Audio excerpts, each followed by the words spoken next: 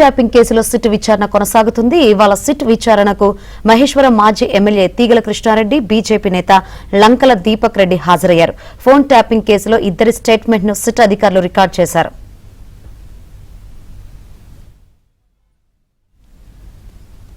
యాభై ఏళ్ల తన రాజకీయ జీవితంలో ఏ తప్పు చేయలేదని తీగల కృష్ణారెడ్డి తెలిపారు. 2014-18 మధ్య రేవంత్ రెడ్డి ఖర్గేతో మాట్లాడిన అంశంపై ప్రశ్నించారని అన్నారు. తనకు అన్ని పార్టీలతో సంబంధాలు ఉన్నాయని తీగల కృష్ణారెడ్డి చెప్పారు.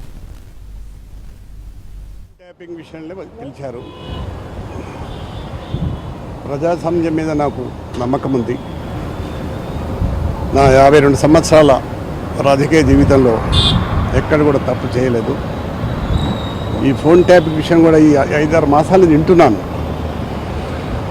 అయితే గతంలో రేవంత్ రెడ్డి గారు ముఖ్యమంత్రి కాకముందులో మాకు ఫ్రెండ్షిప్ ఉంది. ఆయన జెడ్పీటీసీగా ఒకే పార్టీలో, నేను హైదరాబాద్ మేయర్గా, హుడా చైర్మన్గా పరిచయాలు ఉన్నాయి.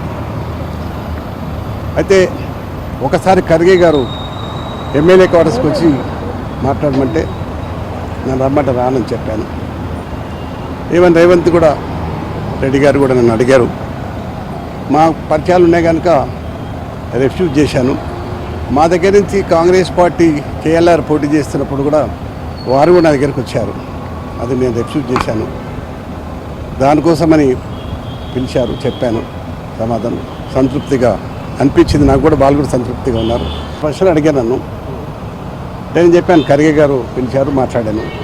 రేవంత్ రెడ్డి గారితో పరిచయాలు మాకున్నాయి, అంతే తప్ప వేరే విషయం.